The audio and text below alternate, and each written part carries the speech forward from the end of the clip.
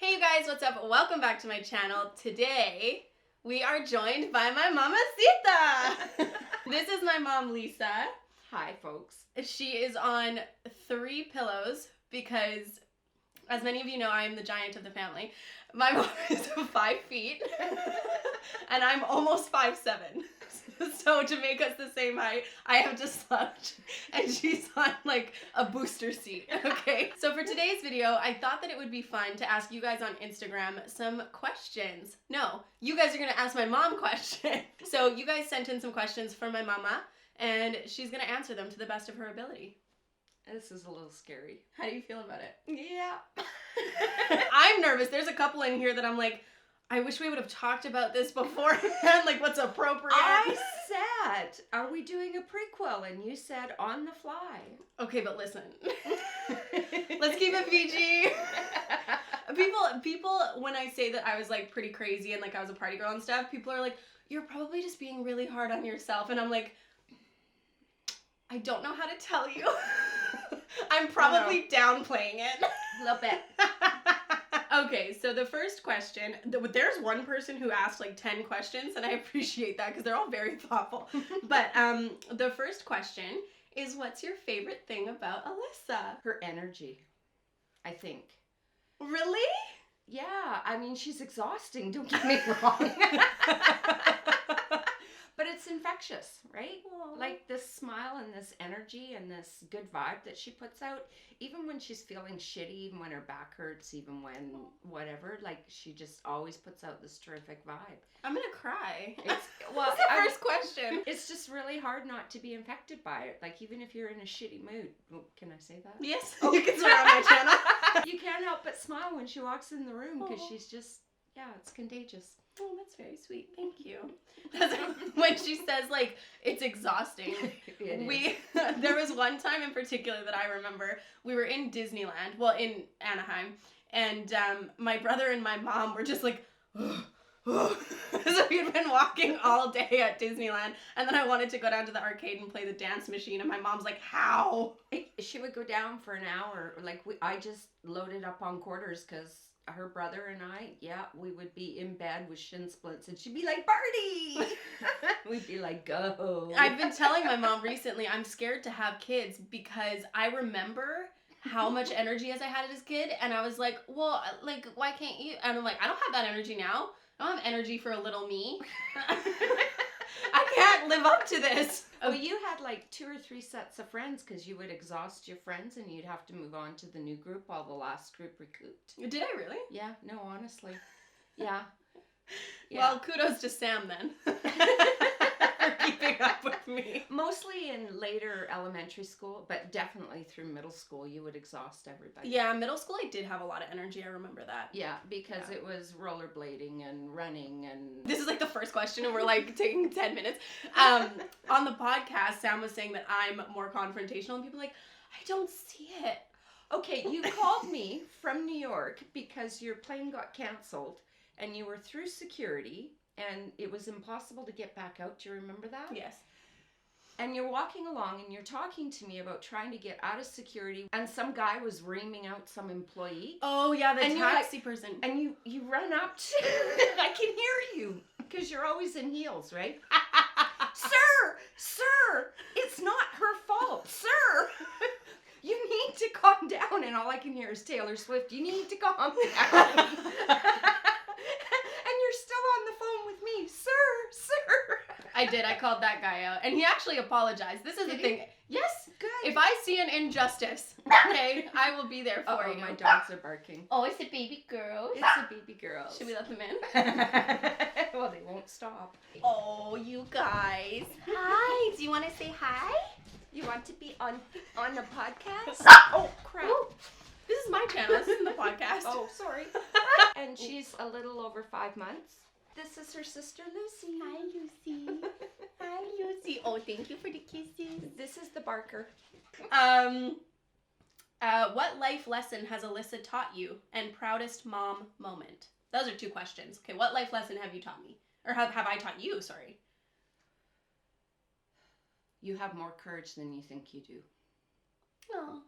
Yeah, you're braver than you think. That even if you're scared, do it anyway. because not trying, you don't fail, but you don't succeed. Yeah. There's 100% chance that you're going to fail if you don't even try. Yeah, you're going to get nowhere. Alyssa's very courageous. Her life choices are always full of courage and things that it would never have occurred to me to even attempt. Thanks. Yeah. And what's your proudest mom moment? I have a lot of them. Probably the two biggest were the very first time when you moved to Saskatoon. Oh! Yeah. See, and that was a big, you guys know, that was a big moment in my life as well. And I think it was life-changing for you to get out of Kelowna and be independent and on your own. Mm-hmm. And it was terrific because it was short-term, right? Yeah. Yeah.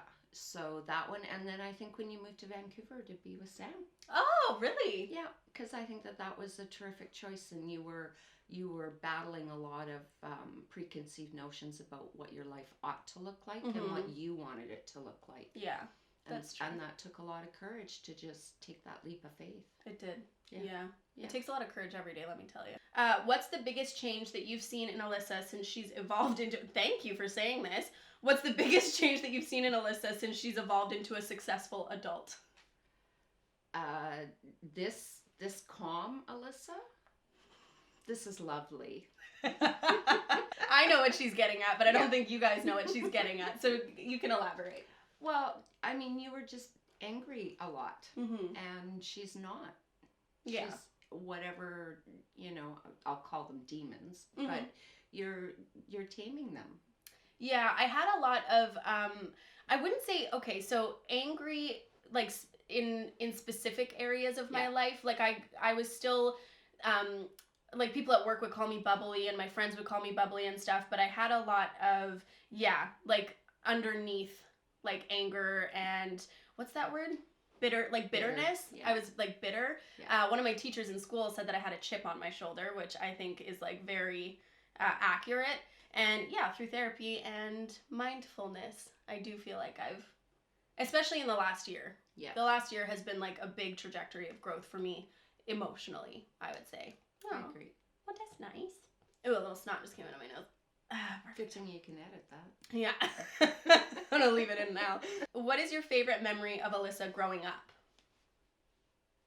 Oh, I have so many. Oh, that's so nice that she says that. There's so many. Well, there are. I mean, Alyssa was a hilarious child because she's very bright and she's very street smart and very witty. And I think she was about... I love telling this story. I got to tell this story. Okay. So we used to travel back east to Ontario. So basically from the west coast to the east coast to our family cabins. The first year we just went as far as Dryden to my uncle's place. And it's 90 acres, but you want to talk farmhouse, like literally one bedroom, pump for well water, and my uncle was cheap, so he never bought a half decent pump. Oh, is this the bath story? This is the bath Oh, story. God. So there were ATVs and all sorts of stuff, and the kids were always out and getting dirty, and Alyssa, she loved her bath. She still does. I still do love my bath. So she comes back from this hard day of playing, and she says, I want a bath. And, well, Alyssa, there isn't enough water for a bath because literally the pump couldn't keep up, right? Because we had all these people, and she, I want a bath. Was there even a bathtub? Yep, there was upstairs. In the house? Yep. Oh, okay. Yeah. Oh, there was one in the fifth wheel, but that was obviously not a thing either. Okay. So anyway, I want a bath. I want a bath. And your grandpa looks at you, Alyssa, you can't have a bath. There's not enough water. Do you want to kick in the ass with a frozen boot? And you stood up, you put your little hands on your little hips and said, no, Grandpa, I do not want to kick in the ass with a frozen boot. I want a bath. What did Grandpa say when I did that? He just laughed. I mean, what else are you going to do when a 4-year-old is hands on hips? I want a bath. Did I get a bath? No. Oh, okay. There was no flipping water. Okay, so my efforts were not fruitful. Not at all. I mean, we could have thrown you in a creek, but that's about it. Yeah. It was really like, well, we had a bath that one time that we got skunked. Well, but Deb's house had water Oh. because she spent the money on the pump, Okay. right? I was like, I remember having a bath. Suddenly we can have baths once Chris, my brother, and I get sprayed by a skunk, but... Whoops. You can leave it. That was my story. Mama, did you encourage fairy tales, or did you encourage, I think it's like, did you encourage fairy tales / did you encourage to make your own dreams come true? Yes. Oh wait, fairy tales like somebody else makes your dream? Anyway, of those. Well, I definitely encouraged my children to follow whatever it is they want. Do whatever you wanted. When you wanted to pursue acting and podcast and channels and all that kind of stuff, I always stood behind that. Yeah, and not even like stood behind it, but my mom was always like rallying for my passions rather than like the what's gonna make me more money sort of thing. Well, it was always clear that you could make a living, that you could put a roof over your head and food on the table, and you don't have anything holding you back right now. You don't have this horrendous debt. You don't have children. Now's the time to take those risks. You know, if it doesn't go anywhere, well, you have the skills to make money. But what if it does? I never wanted you to be my age and go, what if? Yeah. You know, I mean, what they say is really true. You get to be my age or a little bit older. You don't look back and regret the things you did. You regret the things that you didn't do. Yeah. Yeah, my dad was always the practical one. Yeah. And my mom was like, follow your dreams. But my mom's also like a lot more, well, no, dad was artsy too, though. Well, I'm not artsy. No. But I think that you believe in... I believe in it, Yeah. Yes. Yeah. I mean, it is a struggle for my generation to understand how you can make money in this. And it's been quite a learning curve for me over the last year, especially, you know, a little bit more involved with Sam as well. But it's definitely there, and why not? Like, why not? Yeah, that was actually a question as well. Hold on, let me find it. What's it like being the mom of someone with influence on the internet? And was it hard realizing that this was an actual career path for Alyssa? No, it wasn't hard at all realizing that. I mean, right from the get-go, you know, little, her running around, I knew that she needed to be in the arts somehow. I have to admit that I always saw her on stage acting. She's a very talented stage actor. Oh. But that wasn't where her passion was. Yeah. You know, and so I had to support what her passion was. Like I just said, it was very odd coming to terms, trying to understand the venue, but no, I was all for it. Yeah. What's it like being the mom of an influencer? I don't even consider myself an influencer, but I appreciate Alyssa's been an influencer since the moment she came out of my belly. Oh. This is not new. Oh, there's a lot of these, so buckle in. Mama, what are some things you'd do for Alyssa when she'd get sick as a little girl? A sippy cup, sicky cup. Sicky cup. The sicky cup was important. Yeah. That held juice or water because she would get strep throat so bad that she would dehydrate. I would massage you because your muscles would get sore. Yeah, definitely massage. Oh, soup. Yeah. I swear that one winter I kept chicken farmers in business because I make my own stock as well. And I make the soup, and she was going through one of those Dutch ovens a day. I was going through a lot of soup, man. You got strep, and then you had your wisdom teeth out, and it was just all I was doing. I would get home from work and make soup. Yeah, that was a lot of soup that year. It was a lot of that was soup. bad. Yeah, and that was the year you drooled on your phone and killed it. Oh yeah, I forgot about that. I fell asleep on my phone like this, and I had my wisdom teeth out. And so I couldn't really close my mouth, and I drooled so much that it fried my phone. I'm pretty sure that was my BlackBerry, no? It was your BlackBerry. Yeah, because I think it got in the keyboards. Yeah. Because it's not like this, where if you drooled on it, it would just, like, run down. It was like... I just remember being at work thinking that you were home in bed, sick, and I get a text from your brother, I'm taking Alyssa to get a phone. Listen, I've always loved phones, okay? People who are like, oh, kids these days. I was kids these days back in those days. Even before phones were like a real thing. But you would also, because I got sick as a kid a lot because my tonsils are so, I think everybody knows like my tonsils are so diseased, but she would like put little cold compresses over my forehead and like with a little, like she had like this little blue bowl and then she would like wring it out and then put it on and like schedule my Tylenol so that my fever wouldn't come back. She would come in, she would wake up, come in, check my temperature, go back to bed, wake up, check my temperature, go back to bed. Because my fever would spike like so quickly. And if it got over a certain point, it was really hard to bring it back down. And then Really we'd end up hard. going to the hospital. Yeah. And so like, and I never wanted to go to the hospital. I like, one time I ended up having to go to the hospital because we just couldn't, I was at 104 and we couldn't bring it down. And I was like, don't call them. They're going to think I'm faking it. Well, I was like, okay, Alyssa, I'll give you more Advil, and if in 15 minutes it's not coming down, I'm calling the ambulance. No! So then it actually started to go up, and we're at 104 already. Okay, Yeah. This is brain damage. Yeah, it was pretty dangerous. Area. And I go, I'm calling the ambulance. It's only been 12 minutes. I did end up going to the hospital that night, and it was pretty brutal. But I actually got like, man, that was the bomb because they IV injected me with meds, and I was like, woo, I feel great. Unfortunately, because the next day you thought you were all better, and then all that stuff wore out the day after. And then I was like, when she was a child, what did you think Alyssa would do as a career when she grew up? Acting. Yeah, really? You thought I was going to be an actor? Yeah. Huh. Well, there you go. I just thought that's where you should be. I've always said you need to be among your people. Yeah. And the dramatic arts, that sort of area is her people. That's where she shines the best. Even in like grade 6 and stuff, like acting was always my favorite. And I know that all the actors are like, when I was a kid, I put on dances, and people are like, oh, that's called being 5. But like, I do feel like any chance that I got to like perform, absolutely, I was performing. Yeah. And I mean, you were dancing before. Whoops, sorry. I keep clicking on this shit. My apologies. What? Sorry. Yeah, I've never been railroaded by you before. Even when I was what? In dance. Oh, yeah. And you and your little girlfriends, when you had enough dance costumes, I have pictures of you all dressed up in all your old dance costumes. Yeah. Okay, let's do one more. I keep looking at her phone as though I can see it. I don't know. Okay, so we'll answer this one. Mama, what is one of the best memories you have of Alyssa when she was a toddler? So you can't use the bath story. No, I can't use the bath story. So toddler like 2? Sure. I feel like I was toddling at 2. It's very hard to come up with favorites, you know? Or most memorable.